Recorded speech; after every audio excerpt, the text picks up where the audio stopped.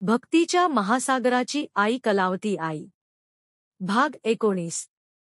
रुक्माबाई ते कलावती देवी। 1928 सालातल्या दसऱ्याच्या दिवशी संध्याकाळी 5 वाजता हळे-हुबळीत एका भक्ताच्या घरी सिद्धारूढ महाराजांची पाद्यपूजा होती। त्यांच्याबरोबर मठातील बहुतेक सर्व भक्तमंडळी निघाली। त्यात रुक्माबाई पण होत्या। तेथील पूजा संपल्यावर महाराजांनी त्या भक्ताला दुसरे एक भांडे आणाव्यास सांगून आपल्याला अर्पण केलेल्यातले थोडे दूध त्यात घातले आणि रुक्माबाईंना बोलावून आपल्या आसनावर एका बाजूला बसवून घेऊन ते दूध व काही फळे त्यांना देऊन आपणही सेवन केले आणि रुक्माबाईला उद्देशून, आजपासून मी तुझे नाव कलावती देवी असे ठेविले आहे असे म्हणून एका भक्ताने स्वतःला अर्पण केलेली शाल महाराजांनी रुक्माबाईंच्या अंगावर टाकली आणि थोडे निरूपण कर असे सांगितले। गुरुआज्ञेनुसार त्यांनी नामसंकीर्तन साधन पै सोपे या अभंगावर 2.5 तास निरूपण केले।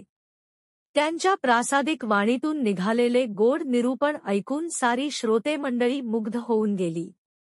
सद्गुरूंचा महिमा अगाध आहे असे सर्वांच्या तोंडून आश्चर्योद्गार निघाले। त्यानंतर ज्या दिवशी महाराजांची आज्ञा झाली त्या दिवशी कलावती देवींचे मठात कीर्तन होत असे। लहानपणापासून घडलेल्या सत्कर्माचरणाच्या प्रतापाने रुक्माबाईंच्या अंतःकरणातील अज्ञानाचे धुके दिवसेंदिवस जे कमी होत चालले होते ते महाराजांच्या सान्निध्यात पूर्णपणे वितळून जाऊन त्यांना सत्याचा प्रकाश स्पष्टपणे दिसू लागला।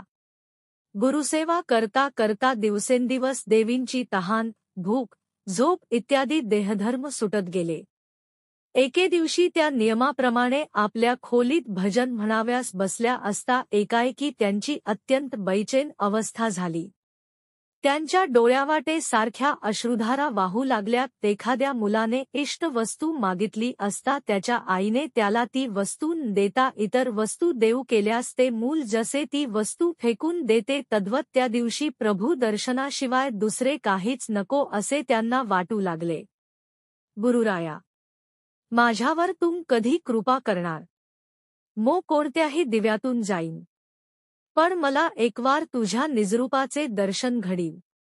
यापुढे तुझ्या दर्शनाशिवाय एक क्षणही जगणे मला कठीण झाले आहे, अशी ही त्यांच्या अंतर्यामी प्रार्थना चालली होती। इतक्यात तेथे महाराजांचे आगमन झाले। त्यांनी ब्रह्मानंदम हा श्लोक म्हणत देवींच्या मस्तकावर वरदहस्त ठेवला व त्यांना प्रमाणखूण सांगितली। त्या समय तेलाने पाजळलेल्या मशालीस अग्नीचा संयोग होताच ती जशी पेट घेऊन प्रकाशाचा भडका उडवून देते त्याप्रमाणे महाराजांच्या कृपेने देवींच्या ठिकाणची ज्ञानज्योत प्रज्वलित झाली। त्यांचे शरीर कंपायमान झाले।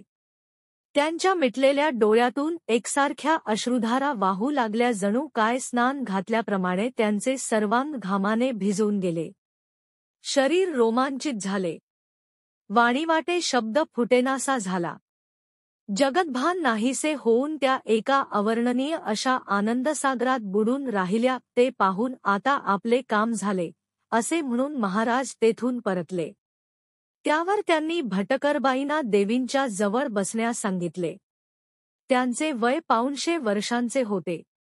त्यांना देवोंच्या विषयी अत्यंत आदर होता। त्यांची काळजी घेण्यात त्या नेहमी तत्पर राहत असत। क्रमशः व्हिडिओ आवडला असल्यास लाईक, शेअर आणि चॅनलला सबस्क्राईब करा। नवीन अपडेट्ससाठी बेल आयकॉन दाबा। व्हिडिओ कसा वाटला ते कमेंटमध्ये नक्की कळवा। माझे व्हिडिओ रोज पहा आणि भक्तिरसात सहभागी व्हा।